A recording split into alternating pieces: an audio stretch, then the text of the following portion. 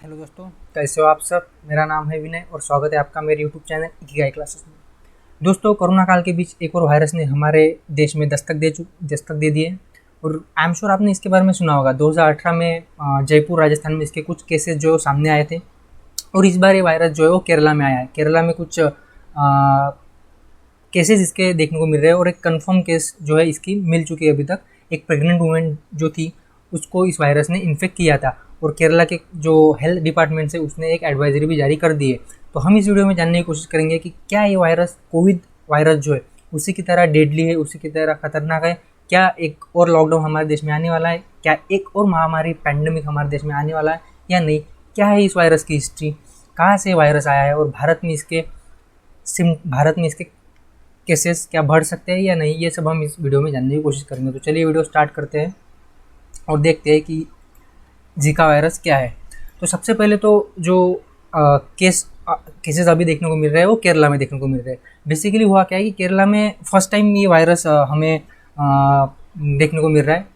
13 suspected person जो है उनके सैंपल लेके national institute of virology Pune में भेज दिए गए। आपने आई एम श्योर इसके बारे में सुना होगा, नेशनल इंस्टीट्यूट ऑफ वायरोलॉजी के बारे में। और एक कंफर्म केस मिले 24 ईयर ओल्ड प्रेग्नेंट वुमेन जो है वो इस वायरस से इन्फेक्ट हो चुके हैं। जाहिर सी बात है कि जो केरला गवर्नमेंट है उसने अभी कुछ जो मेजर्स है, प्रिवेंटिव मेजर्स, वो ले लिए होंगे। और अच्छी बात है कि शी इज़ नाउ स्टेबल, वो ठीक है और उसने एक बेबी को जन्म दे दिया है। लेकिन ये जो वायरस है ना, ये एक काफ़ी बड़ा चिंता का कारण हो सकता है हमारे देश में।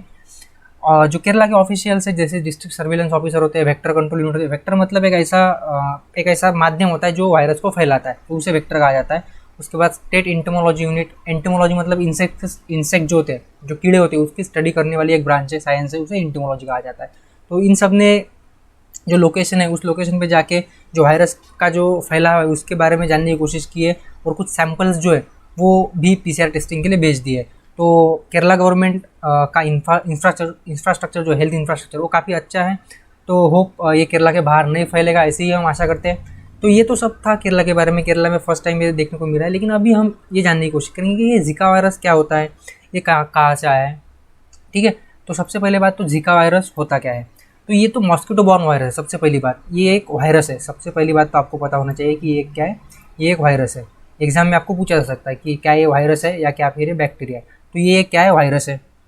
ठीक है, ये एक वायरस है और इसका जो वेक्टर है, मतलब ये फैलाने वाला कौन है, तो ये है मॉस्किटो। तो ये मॉस्किटो बॉर्न वायरस है और यही सेम मॉस्किटो जो है एडिस एजिप्टी, ये डेंगू और मलेरिया के लिए भी रिस्पॉन्सिबल होती है। मतलब डेंगू एंड मलेरिया जो होता है वो इसी वायरस के, इसी मॉस्किटो की वजह से होता है। और जीका वायरस जो पर्सन टू पर्सन फैलता तो वैसे नहीं है, बस एक ही तरीका है इसके फैलने का। बाकी ये कंटेजियस नहीं है कोरोना की तरह। ये हवा से या फिर फिजिकल कांटेक्ट से, आप किसी से हाथ मिलाओगे, आप किसी से मिलोगे, गले मिलोगे, तो ये नहीं फैलता है। तो ज़्यादा कुछ इसके बारे में हमें मतलब चिंता करने की ज़रूरत तो नहीं है वैसे देखा जाए तो। क्योंकि ये कोरोना की तरह कंटेजियस नहीं है। कंटेजियस मतलब ये आसानी से फैलेगा नहीं। ठीक है, उसके बाद हमें इसकी हिस्ट्री के बारे में जानना होगा कि सबसे पहले बार जो वायरस है वो कहाँ पे आया। तो सबसे पहले बार जो है उगांडा में, आपको इस वायरस का जो ओरिजिन है वो उगांडा में, इस वायरस का ओरिजिन जो है वो उगांडा में। यहाँ पे अफ्रीकन कंट्री है उगांडा, यहाँ पे आप देख सकते हो कि इस उगांडा में सबसे पहली बार ये वायरस जो है वो देखने को मिला था बेसिकली। और उसके बाद 1947 में ये मंकी में देखने को मिला था और उसके 5 साल बाद ये ह्यूमन में फैला था। मतलब 5 साल तक तो ये बेसिकली मतलब ह्यूमन में कोई इन्फेक्शन नहीं था, लेकिन 5 साल बाद ह्यूमन में इसका इन्फेक्शन हुआ। और 1947 से लेके 2015 तक इसका कोई मेजर आउटब्रेक देखने को नहीं मिला था। बस एक 2007 में, जहाँ तक मुझे याद है 2007 में एक आइलैंड पे, पैसिफिक ओशन के एक आइलैंड पे इसका एक आउटब्रेक हुआ था। लेकिन 2015 में एक इसका मेजर आउटब्रेक हुआ था ब्राज़ील में। ठीक है, और यहाँ पे बहुत सारे लोगों की जो है जान गई थी। और तभी हमें पता चला कि ये जो वायरस है ना, ये प्रेग्नेंट वुमेन को ज़्यादा इन्फेक्ट करता है और चाइल्ड जो है वो सबसे ज़्यादा रिस्क पे होता है। क्योंकि जब एक प्रेग्नेंट वुमेन इस वायरस से इन्फेक्ट हो जाती है तो जो बच्चा होता है उसका जब जन्म होता है तो वो इस बीमारी के साथ उसका जन्म होता है, माइक्रोसिफेली। इसका मतलब क्या होता है, तो इसमें जो बच्चा जन्म लेगा उसका जो ब्रेन होगा, ठीक है, उसका जो मस्तिष्क होगा वो स्मॉल होगा और वो अंडर डेवलप होगा। मतलब यही एक कॉज ऑफ कंसर्न है कि जो ब्रेन होगा उसका विकास अच्छे से नहीं होगा जिस बच्चे का, मतलब किस बच्चे का, जिस बच्चे की माँ को ये वायरस जो है वो इन्फेक्ट किया था व्हेन शी वॉज प्रेग्नेंट। ठीक है, तो यही एक यहाँ पे कंसर्न है। बाकी किसी को, बाकी कोई जो एज ग्रुप है वो ज़्यादा इसके लिए ससेप्टेबल नहीं है। बस एक प्रेग्नेंट वुमेन जो है वही, उसी को ये ज़्यादा मतलब इन्फेक्ट करता है। तो क्या ये डेंजरस है? सबसे पहला मतलब सवाल आपके मन में ये आया होगा कि क्या जो जिका वायरस है वो कोविड की तरह ही क्या डेंजरस है? तो नहीं, मैं पहले ही बता चुका हूँ कि ये उतना डेंजरस नहीं है। बस ये जो अफेक्ट करता है वो प्रेग्नेंट वुमेन को ही करता है। और माइक्रोसेफेली एक ऐसी कंडीशन है जहाँ पे बच्चों का जो जन्म होता है उसमें जो ब्रेन हो ज़्यादा डेवलप नहीं होता है। और WHO का ऐसा कहना है कि पैरालिसिस और डेथ भी इससे हो सकता है। मतलब ब्राज़ील में जब वो इसका आउटब्रेक हुआ था 2015 में, तो कुछ केसेस पैरालिसिस और डेथ के देखने को मिले थे जिससे ये हुआ था। फैटिलिटी रेट कितना है? तो 8.3%। इसका मतलब क्या है कि अगर 10 लोगों को अगर सपोज कि जिका वायरस इन्फेक्ट हो जाता है तो उसमें से 8 से 9 लोग मरेंगे ही मरेंगे, 101%। मतलब जैसे कोरोना है, कोरोना में 10 लोगों को हो गया तो 1 से 2 लोग ही मर रहे हैं, मतलब 1 to 2% जो फैटिलिटी रेट है। लेकिन जो जिका वायरस है इसका फैटिलिटी रेट काफ़ी ज़्यादा हाई है, फैटिलिटी रेट 8.3%, मतलब लगभग 100 में से 90 लोग तो मरेंगे ही मरेंगे। ठीक है, तो इसलिए एक काफ़ी डेंजरस हो सकता है। लेकिन कोई ज़्यादा चिंता की बात नहीं है क्योंकि इंडिया में इसके कोई ज़्यादा केसेस हमें देखने को नहीं मिलते। 2018 में इंडिया में सबसे पहले आया था। ठीक है, और फर्स्ट आउटब्रेक यही था इंडिया में। और अभी रिसेंटली केरला में इसके फर्स्ट केसेस देखने को मिले हैं। तो ज़्यादा कुछ चिंता की हमारे लिए बात यहाँ पे नहीं है।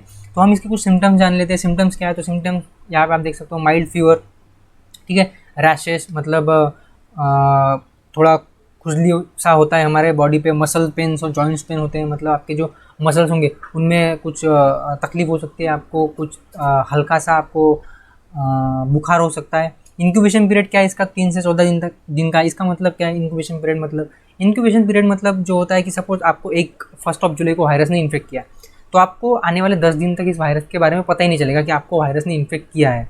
मतलब 10 दिन तक इसके सिम्टम्स ही नहीं आते। तो ये जो सिम्टम्स डेवलप होने का जो टाइम पीरियड होता है उसे कहा जाता है इंक्यूबेशन पीरियड। मतलब इस 10 दिन तक, इस 3 से 14 दिन तक ये जो वायरस है वो बॉडी में हमारे स्प्रेड होता है। और WHO का कहना है कि कुछ कुछ लोगों में इसके सिम्टम दिखाई भी नहीं देते। तो यही है कि यहाँ पे कॉज ऑफ कंसर्न है कि इसके सिम्टम्स जो, या तो इसका इंक्यूबेशन पीरियड जो काफ़ी लंबा है, 3 से 14 दिन का है। जैसे कोविड के केस में 5 से 6 दिन का इंक्यूबेशन पीरियड होता है, लेकिन यहाँ पे इंक्यूबेशन पीरियड जो काफ़ी लंबा है। तो यही है कि यहाँ पे टेंशन की बात है। उसके बाद इसके ट्रीटमेंट एंड प्रिवेंशंस क्या है? तो कोई इसके बारे में अभी तक कोई मतलब ज़्यादा रिसर्च हुआ नहीं है, कोई ट्रीटमेंट नहीं है, कोई वैक्सीन नहीं है। बस आपको क्या करना होगा, आपको प्रिवेंटिव मेजर्स लेने होंगे। जैसे कि आपको मॉस्किटो बाइट से बचना होगा। इसके लिए आप अलग अलग तरीके के जो उपाय है वो आपको पता ही है कि मॉस्किटो न काटे। इसके लिए आप क्या कर सकते हो? तो आपके घर का जो जो बेसिकली हाइजीन रखिए। उसके बाद ऐसे कपड़े पहनिए जिससे कि मच्छर ना काटे। उसके बाद कॉइल्स लगवाइए। तो ये कुछ उपाय है जो आप कर सकते हो। उसके बाद ड्रिंक फ्लूइड्स, टेक रेस्ट। अगर आपको ये हो जाता है तो ज़्यादा से ज़्यादा पानी पीजिए और आराम करिए। तो यही है बेसिकली आपके जिका वायरस के बारे में। ज़्यादा कुछ टेंशन लेने की बात है नहीं। वैसे ये अफेक्ट करता है तो सिर्फ वुमेन को ही करता है, और वो भी प्रेग्नेंट वुमेन को। और इससे जो फैटिलिटी रेट है वो बहुत हाई है, लेकिन ज़्यादा टेंशन लेने की बात नहीं है। गवर्नमेंट जो है वो इसके लिए प्रिवेंटिव मेजर्स ले रही है। और केरला में हुआ है तो केरला से बाहर नहीं जाएगा, इसकी मुझे ऐसा लगता है, क्योंकि केरला का हेल्थ इंफ्रास्ट्रक्चर काफ़ी अच्छा है। तो ये था इस वीडियो में। ठीक है, थैंक यू फॉर डिस्कशन। अगर आप चैनल पर नए हैं तो चैनल को सब्सक्राइब कर दीजिए। अगर आपको वीडियोस पसंद आए तो लाइक कीजिए और आपके दोस्तों के साथ शेयर कीजिए। Thank you.